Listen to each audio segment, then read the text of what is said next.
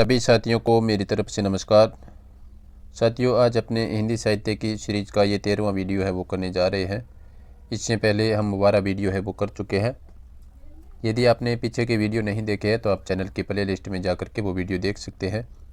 तो आइए शुरुआत करते हैं आज की वीडियो की। और उससे पहले आपसे छोटा सा एक निवेदन कि आप वीडियो को पूरा देखें और लाइक शेयर अवश्य करें। और यदि आप चैनल पर पहली बार विजिट कर रहे हैं तो चैनल को सब्सक्राइब कर लें। आइए शुरुआत करते हैं आज के वीडियो की और पढ़ते हैं अमीर खुसरो के बारे में आज की वीडियो में। तो दोस्तों, जो अमीर खुसरो हैं इनका जन्म है वो 1255 ईस्वी में हुआ था। कब हुआ था? 1255 ईस्वी में। और इनका मूल नाम क्या था? अबुल हसन। अबुल हसन इनका मूल नाम था, या फिर आप बोल सकते हैं अब्दुल हसन। इनको उपाधि दी गई थी खुसरो सुकन की। यानी आपसे पूछा जा सकता है एग्जाम में कि खुसरो सुकन की उपाधि है वो किसे दी गई थी? तो अमीर खुसरो को दी गई थी। और कब दी गई थी? तो 12 वर्ष की अवस्था में दी गई थी। और किसके द्वारा दी गई थी? तो इजुद्दीन के द्वारा यह उपाधि ने दी गई थी। कौन सी उपाधि? खुसरो सुकन की उपाधि। अब देखिए दोस्तों, जो अमीर खुसरो हैं इनके उपनाम कौन कौन से हैं। वो है दोस्तों, तोता ए हिंद कहा जाता है इन्हें, और हिंदुस्तान की तूती कहा जाता है। इसके बाद में अपना नेक्स्ट फैक्ट है दोस्तों, वो है इनके जो गुरु कौन है। ये काफ़ी बार पूछा जाता है कि निज़ामुद्दीन औलिया है वो, या फिर निज़ामुद्दीन औलिया है वो किनके गुरु थे? तो अमीर खुसरो के गुरु थे। ये आप देख सकते हैं, अमीर खुसरो के गुरु निज़ामुद्दीन औलिया। तो यहाँ पर अपने बात करते हैं अमीर खुसरो की रचनाएं। काफ़ी महत्वपूर्ण रचनाएं हैं ये। तो इसमें देखिए आप, पहली जो रचना है अपने यहाँ पर जो शामिल की है, खालिक बारी।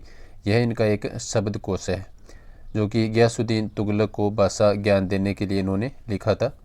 और दूसरा है मुकरियाँ। इसके बाद में है दो सुकने। और 4 नंबर पे है नूह सिपहर। और 5वीं रचना है आलात ए कन्हैया। और 6ठी रचना यहाँ पर हमने शामिल की है पहेलियाँ। तो ये इनकी काफ़ी महत्वपूर्ण रचनाएं हैं अमीर खुसरो की।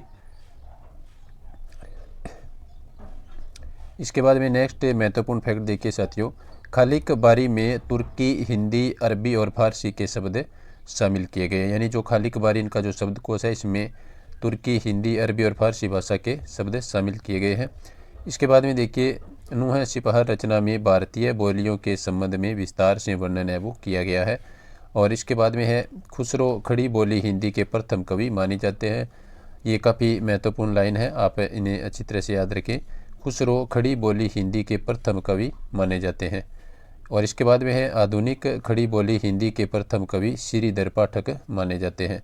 आधुनिक खड़ी बोली हिंदी के प्रथम कवि तो है श्रीधर पाठक, और खुसरो है वो खड़ी बोली हिंदी के प्रथम कवि माने जाते हैं। और ये किसके अनुसार माने जाते हैं वो भी यहाँ पर मैंने लिखा है, शुक्ल के अनुसार माने जाते हैं। ये आप ध्यान रखें, शुक्ल के अनुसार आधुनिक खड़ी बोली हिंदी के प्रथम कवि कौन माने जाते हैं? श्रीधर पाठक। उसके बाद में नेक्स्ट अपना महत्वपूर्ण फैक्ट देखिए दोस्तों, खुसरो हिंदी इस्लामी समन्वित संस्कृति के प्रथम प्रतिनिधि कवि माने जाते हैं। ये भी काफ़ी महत्वपूर्ण फैक्ट है। यानी हिंदू और जो इस्लामी समन्वित संस्कृति है इसके प्रथम प्रतिनिधि कवि कौन माने जाते हैं? खुसरो माने जाते हैं। इसके बाद में है इन्होंने ब्रज और अवधी को मिलाकर अपने काव्य का आरंभ है वो किया था। कौन कौन सी भाषाओं को मिलाकर के? ब्रज और अवधी भाषाओं को मिलाकर के इन्होंने अपने काव्य का आरंभ किया था। इसके बाद में नेक्स्ट महत्वपूर्ण फैक्ट देखिए दोस्तों, रामकुमार ने खुसरो को अवधी का प्रथम कवि माना है। किसने? डॉक्टर रामकुमार वर्मा ने। डॉक्टर रामकुमार वर्मा ने खुसरो को अवधी का प्रथम कवि माना है। काफ़ी महत्वपूर्ण लाइन है ये। तो इसके बाद में है खुसरो की हिंदी कविता का प्रकाशन नागरी प्रचारणी सभा काशी से ब्रजरतन दास ने करवाया था। किसने करवाया था? ब्रजरतन दास ने। किसका? खुसरो की हिंदी कविता का। और प्रकाशन करने वाली संस्था कौन सी थी? नागरी प्रचारणी सभा काशी। इसके बाद में नेक्स्ट महत्वपूर्ण फैक्ट है, खुसरो ने दिल्ली के 5 बादशाहों और 11 राजाओं का आरोहण है वो देखा था। कितने बादशाहों का? 5 बादशाहों और 11 राजाओं का आरोहण है वो खुसरो ने देखा था। इसके बाद में नेक्स्ट अपना महत्वपूर्ण फैक्ट है साथियों, खुसरो आदिकाल में मनोरंजनात्मक काव्य लिखने वाले कवि थे। ये अपनी पहेलियों के कारण सर्वाधिक है वो प्रसिद्ध हुए थे। किसके कारण? पहेलियों के कारण सर्वाधिक प्रसिद्ध हुए थे। कौन प्रसिद्ध हुए थे? खुसरो। खुसरो की भाषा को देखकर प्रोफेसर आज़ाद ने यह मान लिया कि ब्रज भाषा से खड़ी बोली है वो निकली है। इनकी जो प्रसिद्ध पंक्तियां हैं वो इस प्रकार से हैं, जो पीछे के पुराने पेपरों में पूछी गई हैं, तो आप देख सकते हैं। मैं हिंदुस्तान की तूती हूँ। ये पंक्ति है वो खुसरो की पंक्ति है, जो कि स्कूल व्याख्याता 2013 में पूछी जा चुकी है। इसके बाद में नेक्स्ट पंक्ति है, मैंने एक बूंद चखी है और पाया है कि घाटियों में खोया हुआ पक्षी अब तक महानदी के विस्तार से अपरिचित था। ऐसा इन्होंने संस्कृत साहित्य के बारे में कहा है। किसने? अमीर खुसरो ने। और किसके बारे में कहा है? संस्कृत साहित्य के बारे में। ये भी आपको पूछा जा सकता है कि किस साहित्य के बारे में ये पंक्ति है वो कही गई है। तो संस्कृत साहित्य के बारे में ये पंक्तियाँ कही गई है। नेक्स्ट पंक्ति है इनकी, गोरी सोवे सेज पर मुख पर डोर केस चल खुसरो घर आपने रेन बही चहु देश। ये भी काफ़ी बार पुराने पेपरों में पूछी जा चुकी है। तो ये अमीर खुसरो की पंक्ति है, यानी इन्होंने अपने गुरु निजामुद्दीन औलिया की मृत्यु पर यह पंक्तियां हैं वो लिखी है। तो इनके गुरु कौन थे? निजामुद्दीन औलिया। ये इफेक्ट एक बार फिर से आपके सामने आ गया है। इसके बाद में है, अर्थ जो इसका बूझेगा मुँह है उसका सूझेगा। ये इनकी कोई दर्पण रचना है, उसमें की ये पंक्ति है अमीर खुसरो की। नेक्स्ट देखिए अपने महत्वपूर्ण पंक्ति, एक थाल मोतियों भरा सबके सिर पर औंधा धरा चहूँ और यह थाल फिरे मोती इससे एक न गिरे। ये इनकी कोई आकाश रचना है, उसकी ये पंक्ति है अमीर खुसरो की। चलते हैं अपने नेक्स्ट महत्वपूर्ण फैक्ट पर, एक नार ने अचरज किया सांप मार पिंजड़े में दिया ज्यों ज्यों सांप ताल को खाए सूखे ताल सांप मर जाए। ये इनकी कोई दीपक रचना है, उसकी ये पंक्ति है। इसके बाद में है, एक नार दो को ले बैठी टेढ़ी होकर बिल में बैठी जिसके बैठे उसके सुहाए खुसरो उसके बलबल जाए। ये इनकी कोई पायजामा जो रचना है उसकी पंक्तियां हैं। कौन सी रचना की? पायजामा पंक्तियां, पायजामा रचना की ये पंक्तियां हैं। इसके बाद में दोस्तों अपने चलते हैं आदिकालीन गद्य साहित्य के ऊपर। तो दोस्तों आदिकालीन गद्य साहित्य में अपने सबसे पहले जो कवि है वो रचना है वो इस प्रकार से है, राउल बेल। ये 10वीं सदी की रचना है। कौन सी सदी की? 10वीं सदी की रचना है राउल बेल। और कवि कौन है? रोडा कवि। और ये क्वेश्चन है वो राउल बेल के जो कवि कौन है, सेकंड ग्रेड 2013 में यहाँ से क्वेश्चन पूछा जा चुका है। इसके बाद में देखिए यह रचना शिलाओं पर अंकित थी। कौन सी रचना? राउल बेल। कवि कौन है इसके? रोडा कवि। और राउल बेल 10वीं सदी की रचना है। Prince of Wales museum Bombay से इसका पाठ उपलब्ध करवा कर वो प्रकाशित करवाया गया। यह हिंदी साहित्य की सबसे प्राचीन चंपू, यानी चंपू किसको कहते हैं? गद्य और जो पद्य से मिश्रित जो रचना होती है वो चंपू रचना कहलाती है। तो देखिए कि यह हिंदी साहित्य की सबसे प्राचीन चंपू रचना मानी जाती है। कौन सी? राउल बेल। इसके बाद में नेक्स्ट महत्वपूर्ण फैक्ट है अपना, इसमें राउल नामक नायिका का नक्शिक वर्णन है वो किया गया है। यहाँ से काफ़ी बार क्वेश्चन है वो पूछा गया है कि जो राउल बेल रचना है इसमें कौन सी नायिका का नक्शिक वर्णन किया गया है। तो राउल नामक नायिका का इसमें नक्शिक वर्णन किया गया है। तो राउल है वो नायिका है, यहाँ पर मैंने लिख दिया है, और वेल है वो कौन है? नायक। नायिका पूछे तो राउल और नायक पूछे तो वेल है वो नायक है। इसके बाद में देखिए हिंदी में नक्शिक वर्णन की श्रृंगार परंपरा का आरंभ इसी रचना से माना जाता है। इसके बाद में अपना नेक्स्ट महत्वपूर्ण फैक्ट है, इस रचना में हिंदी की 7 बोलियों के शब्द मिलते हैं। कितनी बोलियों के? 7 बोलियों के शब्द है वो मिलते हैं। इसमें उपमा और उत्प्रेक्ष्य अलंकार का प्रचुर प्रयोग किया गया है। कौन से अलंकार का? उपमा और उत्प्रेक्ष्य अलंकार का प्रचुर प्रयोग है वो राउल बेल रचना में किया गया है, जो कि 10वीं सदी की रचना है और इसके कवि है रोडा कवि। चलते हैं दोस्तों अपने नेक्स्ट महत्वपूर्ण फैक्ट पर। उससे पहले आपसे एक बार फिर से निवेदन कि आप वीडियो को पूरा देखें और लाइक अवश्य करें ताकि मुझे भी मोटिवेशन मिलता रहे। मैं लगातार हिंदी साहित्य से संबंधित इस प्रकार के वो जो अपने हिंदी साहित्य का इतिहास आपके सामने चल रहा है इसके वीडियो में लगातार लेकर आता रहूँ, तो आप वीडियो को लाइक करना ना भूलें। चलते हैं दोस्तों नेक्स्ट जो अपनी रचना है वो है उक्ति व्यक्ति प्रकरण। तो दोस्तों ये जो रचना है ये 12वीं सदी की रचना है। राउल बेल कौन सी सदी की थी? 10वीं। और उक्ति व्यक्ति प्रकरण 12वीं सदी की रचना है और इसके रचनाकार कौन है? दामोदर व्यास शर्मा। इसके बाद में देखिए दोस्तों महत्वपूर्ण फैक्ट अपना कि इस रचना में बनारस और उसके आसपास के प्रदेशों की भाषा और संस्कृति पर प्रकाश है वो डाला गया है। आपसे पूछा जा सकता है कि उक्ति व्यक्ति प्रकरण में जो मैटर है वो किससे संबंधित है? तो ये बनारस और उसके आसपास के प्रदेशों की भाषा और संस्कृति पर प्रकाश डालती है। कौन सी रचना? उक्ति व्यक्ति प्रकरण। इसके रचनाकार कौन है? दामोदर शर्मा। इसके बाद में अपना नेक्स्ट महत्वपूर्ण फैक्ट है वो देखिए दोस्तों, इस रचना से ज्ञात होता है कि उस समय गद्य और पद्य में तत्सम शब्दावली, कौन सी शब्दावली? तत्सम शब्दावली का प्रयोग बढ़ने लगा था एवं व्याकरण पर भी ध्यान दिया जाने लगा था। कौन सी रचना में? जो ये अपने पढ़ने हैं उक्ति व्यक्ति प्रकरण रचना में। इसके बाद में नेक्स्ट अपना महत्वपूर्ण फैक्ट है दोस्तों, उक्ति व्यक्ति प्रकरण एक व्याकरण ग्रंथ है। कौन सा ग्रंथ है? व्याकरण ग्रंथ है। काफ़ी महत्वपूर्ण लाइन है, इसको आप नोट कर लें। यह ग्रंथ 5 प्रकरणों में विभाजित है। कितने प्रकरणों में? 5 प्रकरणों में विभाजित है। उक्ति व्यक्ति प्रकरण जो ग्रंथ है वो 5 प्रकरणों में विभाजित है। उक्ति व्यक्ति प्रकरण की भाषा कौन सी है? अवट भाषा है। और सुनीति कुमार चटर्जी ने इसकी भाषा को कौशली भाषा कहा है। कौन सी भाषा? कौशली भाषा। किसने? सुनीति कुमार चटर्जी ने कहा है। चलते हैं अपनी नेक्स्ट रचना के ऊपर दोस्तों। जो अपनी नेक्स्ट रचना है साथियों वो है वर्ण रत्नाकर। वर्ण रत्नाकर दोस्तों ये 14वीं शताब्दी में लिखी गई रचना है। थोड़ा सा इसको बड़ा कर लेते हैं। तो इसके जो रचनाकार कौन है? वर्ण रत्नाकर की रचनाकार है ज्योतिश्वर ठाकुर। और इसकी भाषा कौन सी है? वर्ण रत्नाकर की मैथिली भाषा है। ज्योतिश्वर ठाकुर है वो मैथिली भाषा के कवि थे। इस रचना में, कौन सी रचना में? वर्ण रत्नाकर में, जो कि 14वीं सदी में लिखी गई थी और रचनाकार है ज्योतिश्वर ठाकुर। इस रचना में मैथिली यानी इस रचना को मैथिली का विश्वकोश कहा जाता है। यह ग्रंथ रचना शैली की दृष्टि से एक शब्दकोश से शाही प्रतीत होता है। इसके बाद में नेक्स्ट महत्वपूर्ण फैक्ट देखिए, यह मैथिली भाषा का प्राचीनतम ग्रंथ है वो माना जाता है। कौन सा? जो वर्ण रत्नाकर है। इसमें देखिए कुल है वो 8 कलोल यानी अध्याय है। कितने अध्याय है? इसमें 8 अध्याय है, या इसको आप कलोल भी बोल सकते हैं। और रचना कौन सी है वो आप देख सकते हैं, वर्ण रत्नाकर ज्योतिश्वर ठाकुर की रचना है। इसमें 8 अध्याय है। इसके बाद में नेक्स्ट फैक्ट देखिए, इसका प्रकाशन सुनीति कुमार चटर्जी एवं बबुआ मिश्र ने बंगाल एशियाटिक सोसाइटी के माध्यम से करवाया था।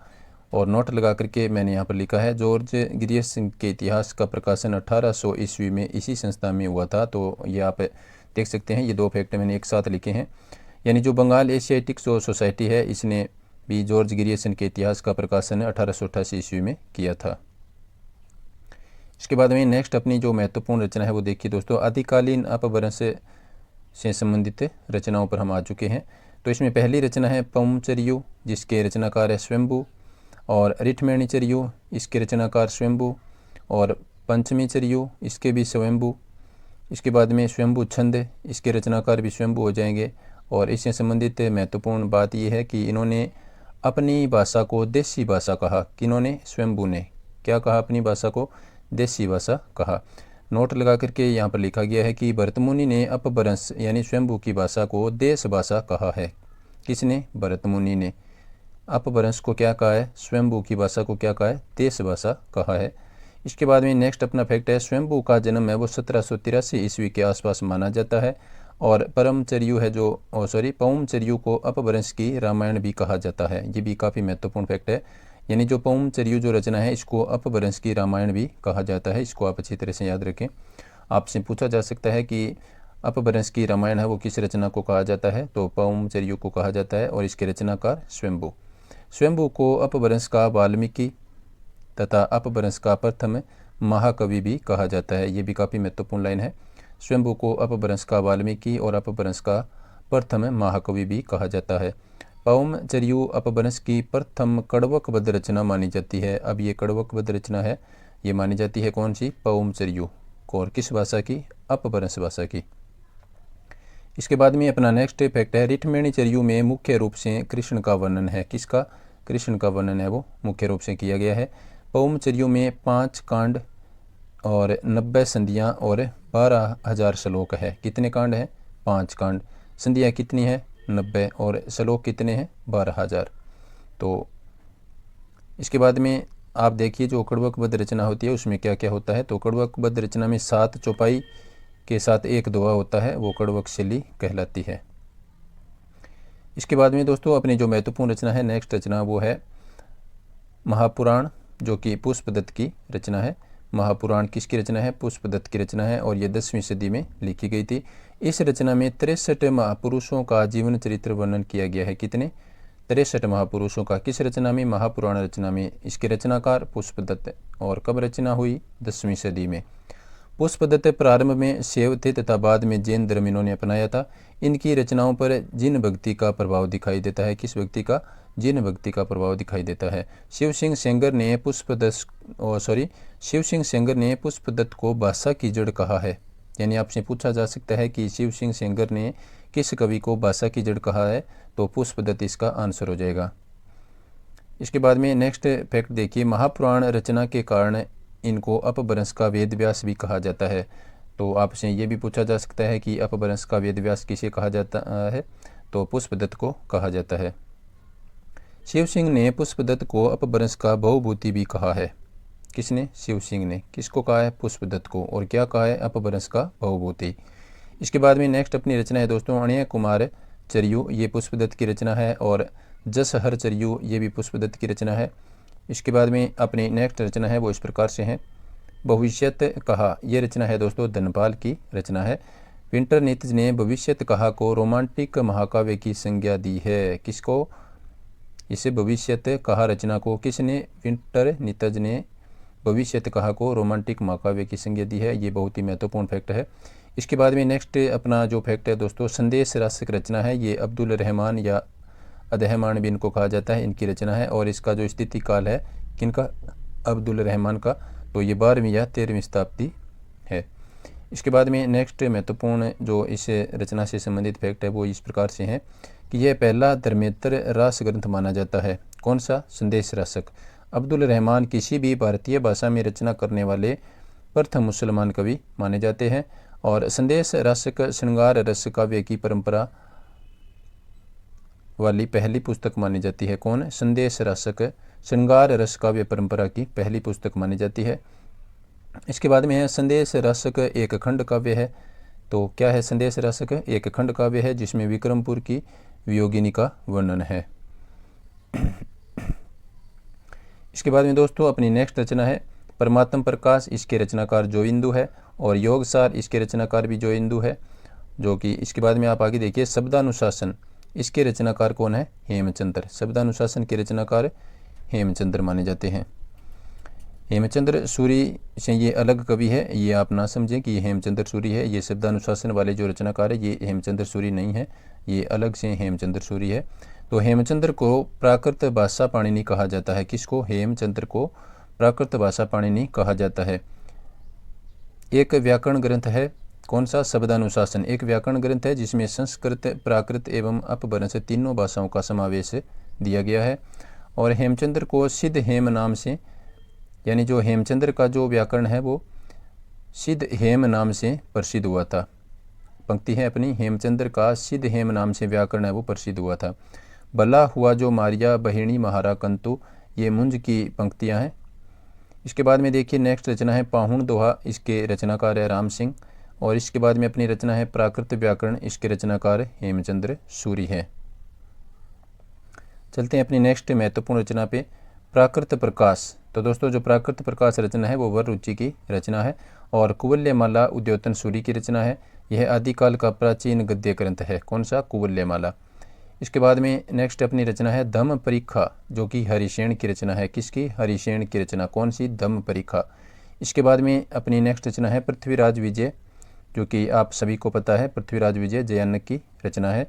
और वीर रामायण है वो दोस्तों भादर ढाडी की रचना है। इसके बाद में नेक्स्ट है अचलदास खिचरी वचनिका, ये शिवदास गार्डन की रचना है। कौन सी? अचलदास खिचरी वचनिका, शिवदास गार्डन इसके लेखक हैं। इसके बाद में नेक्स्ट अपनी जो रचना है दोस्तों वो है देसी नाममाला, इसके रचनाकार है हेमचंद्र सूरी। और नेक्स्ट रचना है हरिवंश पुराण, इसके रचनाकार है श्रुत कीर्ति। और हरिवंश पुराण एक और है, इसके रचनाकार है यश कीर्ति। तो हरिवंश पुराण दो रचनाएं हैं और इसके यानी सेम नाम है और इनके रचनाकार है वो अलग अलग है, आप देख सकते हैं। इसके बाद में देखिए दोस्तों नेक्स्ट जो अपनी रचना है पद्म पुराण। पद्म पुराण की रचनाकार है दोस्तों रयदू। और चुनड़ी जो रचना है इसके रचनाकार है विनय चंद्र सूरी। और कथा कोश के रचनाकार कौन है? श्रीचंद। तो इस प्रकार से आज का वीडियो था दोस्तों। उम्मीद है वीडियो आपको पसंद आया होगा। और यदि आप चैनल पर पहली बार देख रहे हैं वीडियो तो आप चैनल को सब्सक्राइब कर लें और वीडियो को लाइक अवश्य करें और अपने साथियों को शेयर भी करें। वीडियो देखने के लिए सभी साथियों का धन्यवाद। नमस्कार।